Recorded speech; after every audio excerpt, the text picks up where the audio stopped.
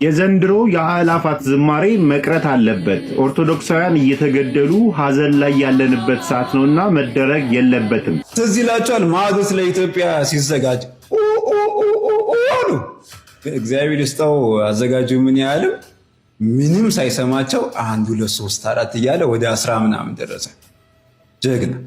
ከዛስ አእላፋት ዝማሬ 1 ላይ 2 ላይ 3 ላይ ቀወጡት። ምክንያት ደግሞ አገኙ ሶስተኛዋን። ዘመርኩን አሰፋ የሰጠኝን መልስ እንመልከተው። አሁን በቤተክርስቲያን ችግር ላይ ነቀፋ በመስጠት ትችት በመስጠት ቤተክርስቲያንን የሚጠቅም የሚመስለው ሰዋል የሆነ በመተቸት ደስ የሚለው ሰዋል ብዬ ነበር ማለት የሚወድ ሰው ተናግሬ ነበር እኮ ሰሚ አጣው የሚል ሰው ማለት እንግዲህ እኛ እንደምትመለከቱት እኛ አሁን በእነሱ ጤነኛ አይደለንም። አንተ አውራ እኛ መስቀል አደባባይ ነጭ ለብሰን የአእላፋት ዝማሬ እናከብራለን። መቼስ በየኮንሰርቱ ከመጨፈር በየክለቡ በየመዳሪያው ቦታ ሰው ተገኝቶ ራሱን ከመጣል ዝሙት ከመስራት ነጭ ለብሶ የአእላፋት ዝማሬ መስቀል አደባባይ ማክበር በጣም የተሻለ ነው። በጣም ብዙ ክርስቲያኖች ወደ ኮንሰርት ይሄዳሉ።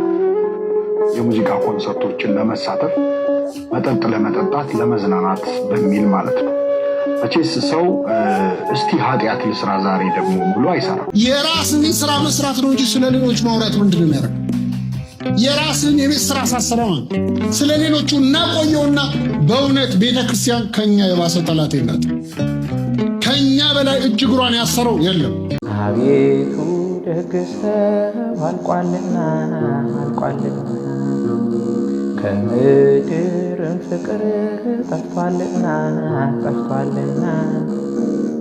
አሁን በቤተክርስቲያን ችግር ላይ ነቀፋ በመስጠት ትችት በመስጠት ቤተክርስቲያንን የሚጠቅም የሚመስለው ሰዋል የሆነ በመተቸት ደስ የሚለው ሰዋል ብዬ ነበር ማለት የሚወድ ሰው ተናግሬ ነበር እኮ ሰሚ አጣው የሚል ሰው ማለት ቤተክርስቲያን ይሄ አይጠቅማትም።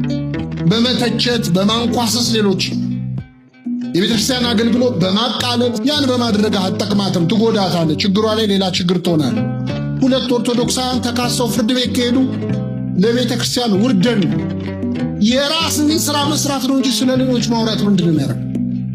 የራስን የቤት ስራ ሳሰራው ስለሌሎቹ እናቆየውና በእውነት ቤተክርስቲያን ከኛ የባሰ ጠላት የላት። ከኛ በላይ እጅ እግሯን ያሰረው የለም። ይህን መተማመን አለ።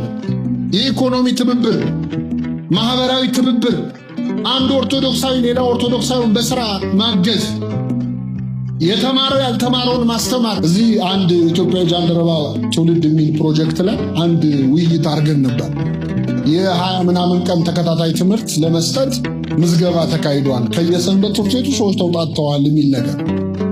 ከየሰንበት ትምህርት ቤቱ ሰው ቢውጣጣ ምንም አይጠቅመንም። ስለዚህ ከየሺሻ ቤቱ ከየመጠጥ ቤቱ ሰው ቢውጣጣ ግን አዲስ ሰው ይድናል አይድንም? ይድናል። የሚያውቀውን ሰውዬ የሚራቀቀውን ሰውዬ ለምንድን ነው የምታስተምረው? የጠገበ ሰውዬ ጥርሱ ላይ ስቴኪን የያዘ ሰውዬ ለምን ምሳ ትጋብዘዋል? ጨርሶ ቃል እግዚአብሔር የማያውቀው እንኳን ምንም የማያውቁ ሰዎች አሉ። እነሱን ማስተማር ስንጀምር ያኔ አገልግሎት ተጀመረ ማለት ነው። እግዚአብሔር እንዲህ አይነት አገልግሎት ለማገልገል ያብቃል። ትዝ ይላችኋል ማዕዶት ለኢትዮጵያ ሲዘጋጅ አሉ። እግዚአብሔር ይስጠው አዘጋጁ ምን ያህልም ምንም ሳይሰማቸው 1 2 3 4 እያለ ወደ 10 ምናምን ደረሰ። ጀግና። ከዛስ አእላፋት ዝማሬ 1 ላይ 2 ላይ 3 ላይ ቀወጡት። ምክንያት ደግሞ አገኙ ሶስተኛ ምክንያት ምንድን ነው? እንዴት ዓለም አቀፍ ጫና እንዲደረግ እያሰብን እናንተ ትዘምራላችሁ እንዴ? ባሼ ከዛ እኮ በሳምንት እኮ ጥምቀት ነው። ስለዚህ ዓለም አቀፍ ጫናው ነገሩ እንዳያረሳሳው ጥምቀትን አናክብር። አንዳንድ ጊዜ ምክንያታዊነታችን አሳማኝ መሆን አለበት። አሁን የአእላፋት ዝማሬን በአንድና በሁለት ዝም ብላችሁ በሶስተኛ ብትሉ ኦኬ አብረናችሁ ልንል እንችላለን። ግን ከመጀመሪያ ጀምሮ እያላችሁ እንዴ አኬ የወጣቶች ቁርባን ስርዓት እናድርግ ምናምን ብሎ ወጣቶች ሲሰበሰብ አረ እንዴ ለምን ተበለጠን? እኛ ያልወጠወጥነው ወጥ እኛ ያላማሰልነው እኛ ያላወካነው እኮ ነው እንጂ አሁን እንደው እኮ ለወጣቱ አሰብ እንዴ ሲጀምር ያለነው 21ኛ ክፍለ ዘመን ወጣቱ ምን ማሰብ እንዳለበትና እንደሌለበት ማገናዘብ የሚችልበት ጊዜ ነው ያለነው። ስለዚህ አሁን እየተገደልን ለምንድን ነው ምን ዘምረው? ስንክሳርና ገድላት መጽሐፍ ቅዱስ አታነቡም ማለት ነው። በተለይ ኦርቶዶክሳውያን ስንክሳር በየዕለቱ የሚደረጉት ስንክሳሮች ምንድን ነው? ስለ ቅዱሳን፣ ስለ ጻድቃን፣ ስለ ሰማዕታት ግድያ እንዴት ሰማዕት እንደሆኑ ስለ ኢየሱስ ክርስቶስ ፍቅር እንዴት እንደዛ እንደተጋደሉ እኮ ነው አይደል? ስለዚህ አሁን እነዛ ስለተጋደሉ እኛ እንዘን ምናምን ነው አይደለም እኮ። የቅዱስ እስጢፋኖስ ሰማዕት የሆነበት ቅዱስ ጊዮርጊስ ሰማዕት የሆነበት እያለን እየሄድን ቤተክርስቲያን እኮ እልል ብለን እኮ ነው ዘምረን እንጂ ቅዱስ ጊዮርጊስ ሰማዕት የሆነበት ዓመታዊ ክብረ በዓል ኑና ክብሮ ሲባል ጥቁር ለብሰን አይ ቅዱስ ጊዮርጊስ አይ ቅዱስ እስጢፋኖስ ከዛ እመቤታችን ጥር 21 ደግሞ የዕረፍቷ በዓል እመቤታችን እንደው እንዴት ሞተች ግን ብለን አናዝንም። እልል ብለን አክብረን አመስግነን ደስ ብሎን እኮ ነው አይደል የምንመለሰው። ከሌላው እኮ ለየት የሚያደርገን እኮ ይሄ ነው። ምን በቃ ኦርቶዶክስ መሆናችን። ቤተክርስቲያን እንድናዝን የምትፈቅድልን በዓመት አንድ ጊዜ ብቻ ነው። እርሱም መች መሰላችሁ? የሕማማት ጊዜ ዓርብ ዕለት ነው። እርሱም ጌታችንና አምላካችን መድኃኒታችን ኢየሱስ ክርስቶስ ያለ በደሉ ያለ ጥፋቱ ያለ ወንጀሉ ያ ሁሉ መከራ ደርሶበት ተሰቅሎ ሞቶ መቃብር ስለመውረዱ ያን ጊዜ ብቻ እንድናለቅስ እንድናዝን ትፈቅድልናለች። ሌላውን ቀን ግን በደስታ እናሳልፈዋለን።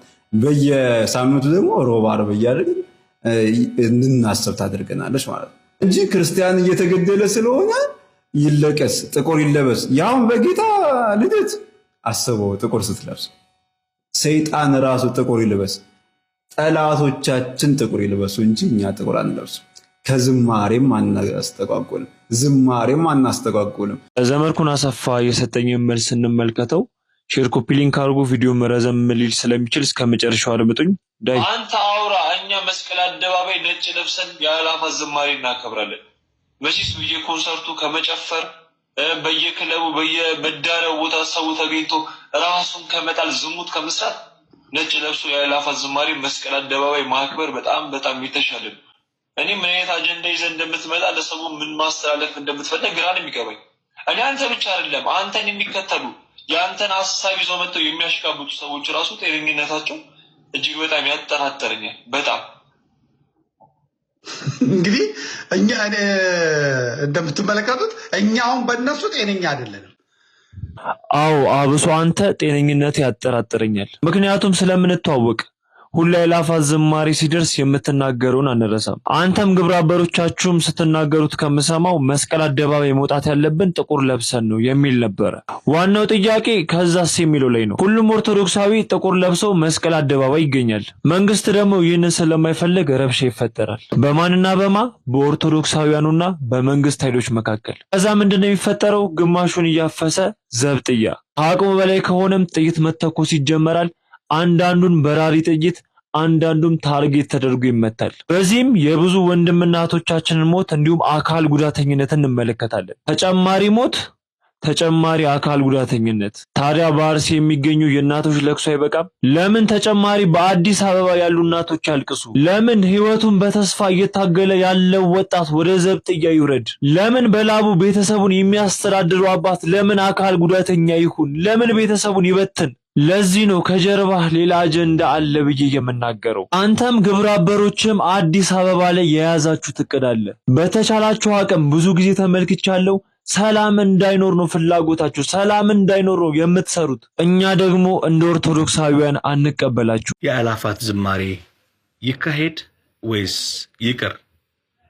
ክርስቲያኖች ይህ ሐሳብ ይጠቅማል ካላችሁ ሼር ኮፒ ሊንክ እያደረጋችሁ ለሁሉም አድርሱ።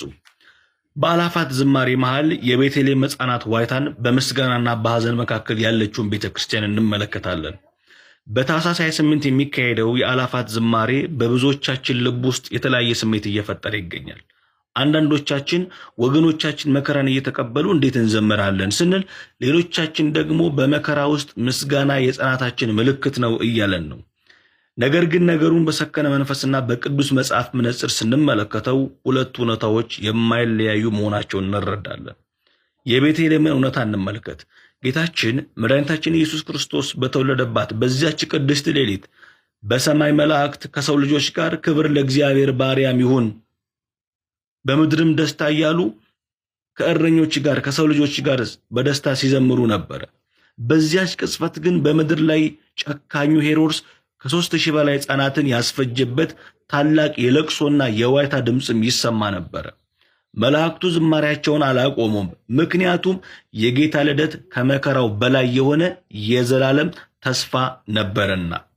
የክርስቶስ ልደት ለዓለም ሁሉ ብርሃን የሆነ በዚያም መከራ ውስጥም ደግሞ ለነበሩ ሕዝቦችም ጭምር ብርሃን ተስፋ የነበረ ነው ማለት ነው። ዝማሬው የጽናት ምልክት ነው። ዛሬም ቤተክርስቲያናችን ላይ የሚደርሰው መከራ ልብን ይሰብራል። ሆኖም ነጭ ለብሰን የምንዘምረው ሁኔታዎች ሁሉ ስለተመቻቹልን ሳይሆን በእሳት እቶን ውስጥ ሆናችሁ አመስግኑ የሚለውን የቅዱሳን አባቶቻችንን መንገድ ለመከተል ነው። ዝማሬያችንን በመከራ ተስፋ አላስቆረጠንም፣ ፈጣሪያችንን ከመውደድ አልገደበንም የሚል የመንፈሳዊነት ጽናት መገለጫ ነው ዝማሬያችን ማለት ነው። ስለዚህ አሁን ባለው ሁኔታ ለቤተ ክርስቲያን አንድነትና ለምዕመናኑ ደህንነት ሲባል በጥበብ መመላለስ ያስፈልጋል። ስሜታዊነትና መከፋፈል ለጠላት በር እንዳይከፍት መጠንቀቅ ይገባል። በዝማሬው መድረክ ላይ የሚከተሉት ነጥቦች ቢካተቱ ቢተላለፉ ጥሩ ነው። በዝማሬው መሃል ስለሞቱ ወገኖቻችን በይፋ ጸሎት ማድረግ፣ ጧፍ ማብራት፣ የራሔልን ለቅሶ አብሮ ማሰብ ተገቢ ነው። ከዝማሬው የሚገኘውን ገቢ ደግሞ በመከራ ውስጥ ላሉ ለተፈናቀሉ ወገኖቻችን ድጋፍ እንዲል በማድረግ ተግባራዊ ፍቅርን ማሳየት ይቻላል ብዬ አስባለሁ። የኔ መደምደሚያ ግን አሁንም የሚያስፈልገን መከፋፈል ሳይሆን አንዱ የሌላውን ቁስል የሚረዳበት ጥበብ ነው። ሐዘኔ ይከበርልኝ የሚለውም ሆነ ተስፋዬን አልጥልም ብሎ የሚዘምረው ወገን ዓላማው አንድ ነው። ጌታ በተወለደባት ሌሊት መላእክት ሲዘምሩ ራሔል ስለ ልጆቿ ብታለቅስም በመካከላቸው የነበረው ጌታ ግን የአንድነታቸው ማሰሪያ ነበረ። በዝማሬያችን ውስጥ ጸሎት፣ በነጭ ልብሳችን ውስጥ ደግሞ ለወገኖቻችን የሚራራ ልብ ይኖረን። ዝማሬው ይቀጥላል፣ ምስጋናው ይቀጥላል፣ የአላፋት ዝማሬም ይዘጋጃል። ይሄ የኔ እምነት ነው። ምን ትላላችሁ? ሐሳብ አስተያየታችሁን በኮሜንት አመሰግናለሁ። በጣም ብዙ ክርስቲያኖች ወደ ኮንሰርት ሄዳሉ። የሙዚቃ ኮንሰርቶችን ለመሳተፍ መጠጥ ለመጠጣት ለመዝናናት በሚል ማለት ነው። መቼስ ሰው እስቲ ኃጢአት ልስራ ዛሬ ደግሞ ብሎ አይሰራም። ወይም ደግሞ እስቲ ከእግዚአብሔር ልጣላ ብሎ አይጣላም። ልብስ ፈልጎ አይቆሽሽም ማለት ኃጢአትም ስንሰራ ኃጢአት ልስራ ብለን አንሰራ። ለመዝናናት ለመደሰት በዛ በምናሳልፈው በምስካሩ ውስጥ በጭፈራ ውስጥ መርሳት የምንፈልጋቸው መውጣት የምንፈልግባቸው ነገሮች አሉ።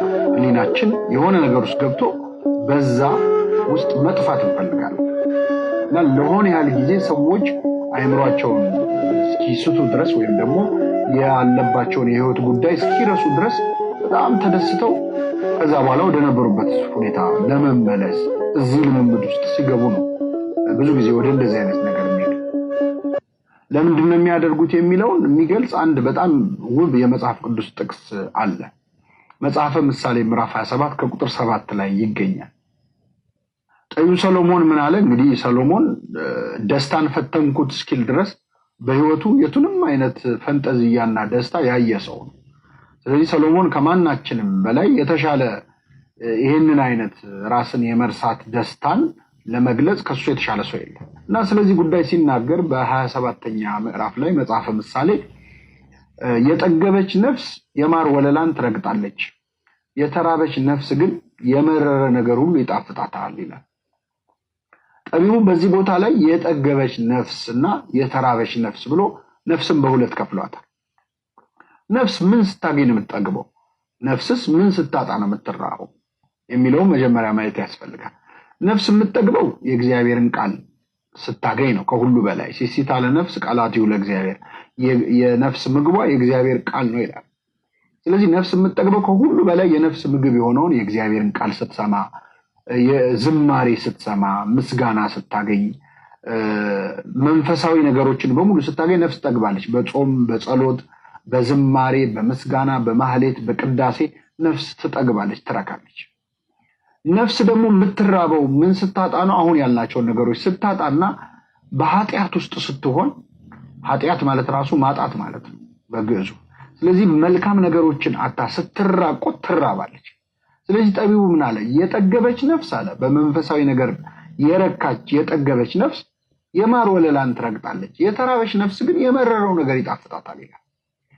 የሰው ልጅ ስካር የሚያስደስተው፣ ዝሙት የሚያስደስተው፣ ጭፈራ የሚያስደስተው፣ ዓለማዊ ነገር ኃጢአት ሁሉ በጣም ደስ የሚያሰኘው እነዛ ነገሮች ጣፋጭ ሆነው አይደል? የመረሩ ነገሮች ናቸው። ግን ነፍሱ ስለተራበች፣ ነፍሱ ከእግዚአብሔር ስለተለየች በዛ ምክንያት የመረረ ነገር ይጣፍጣታል። ሰይጣንም የመረረ ነገር እየሰጠ የበለጠ ነፍስን በምሬት ውስጥ እንድትሆን በተስፋ መቁረጥ ውስጥ ኃጢአት ከሰራን በኋላ እኮ ለጊዜው እንደሰታለን። በኋላ ግን የሚሰማን የጥላቻ ራስን የመጥላት ስሜት በጣም ከባድ ነው እና እዛ ምሬት ውስጥ ይገታል። ለምንድነው እቺ ነፍስ ይሄ የመረረ ነገር የጣፈጣት? ስለተራበች ነው። ከመንፈሳዊ ነገር ስለተራቆተች። የጠገበች ነፍስ ግን ዓለም ላይ ይጣፍጣል የሚባለው ማር እንኳን የማር ወለላን እንኳን አያጓጓትም፣ ረግጣ ትተዋለች ይላል።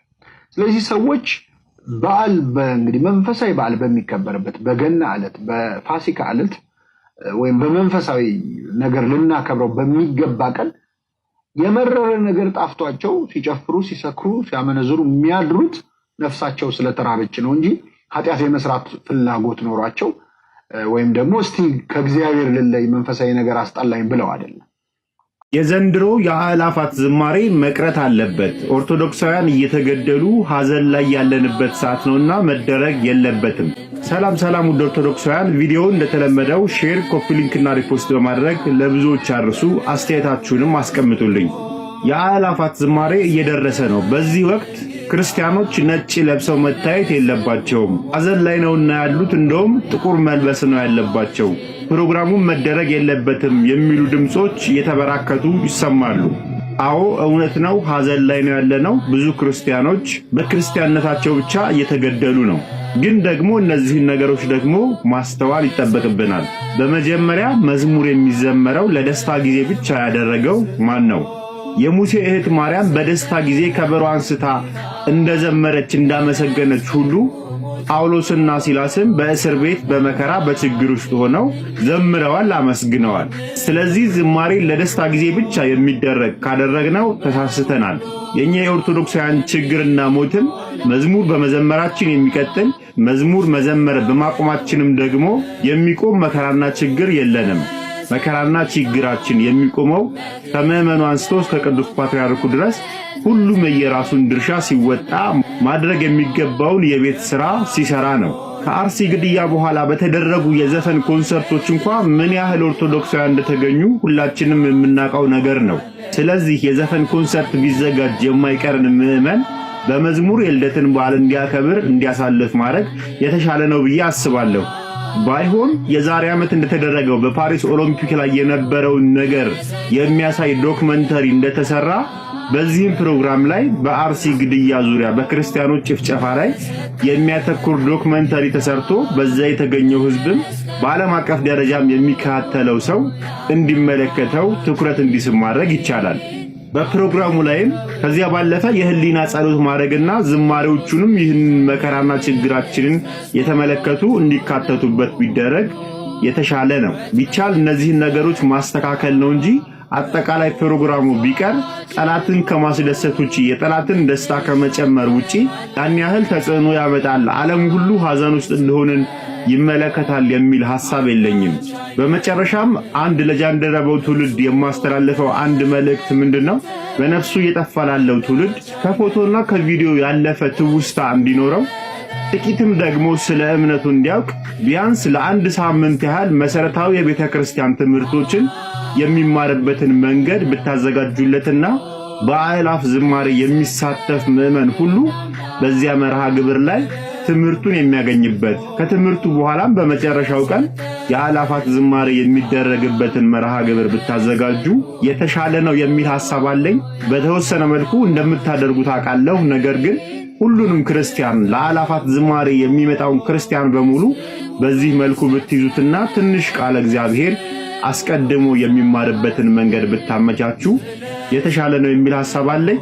አንድ ነገር ልጨምርና ይበቃኛል። ለበኩረ መዘምራን ኪነ ጥበብ ወልደ ቂርቆስ ያደረጋችሁትን ነገር አይቼ እጅግ ከልቤ ደስ ብሎኛል። የቤተ ክርስቲያን አምላክ እግዚአብሔር እርሱን እንዳከበራችሁት እናንተንም ያክብራችሁ። ከዚህ የበለጠ የምትሰሩበትን ጸጋና ዕውቀቱን ያድላችሁ።